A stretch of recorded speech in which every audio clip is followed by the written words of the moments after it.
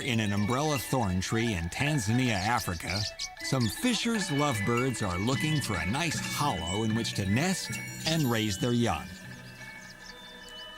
The lovebird is a small, stout member of the parrot family. They're like humans in that location is a very important factor in finding a home.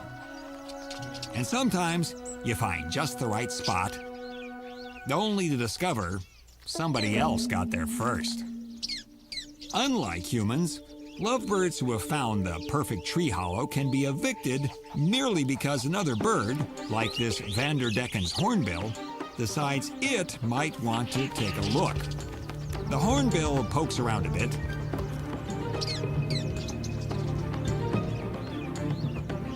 but there's no prey here, and this wouldn't make a suitable hornbill home. So the resident lovebird moves back in. It's getting to be the time for the lovebird to make love and to make eggs.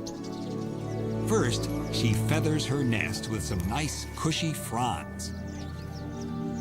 Then, she and her mate for life pledge their union by, kissing. To seal the deal, the male passes edibles to his beloved. For lovebirds, it doesn't get any better than this. Now, actually, it does get better than this. After foreplay, the real play.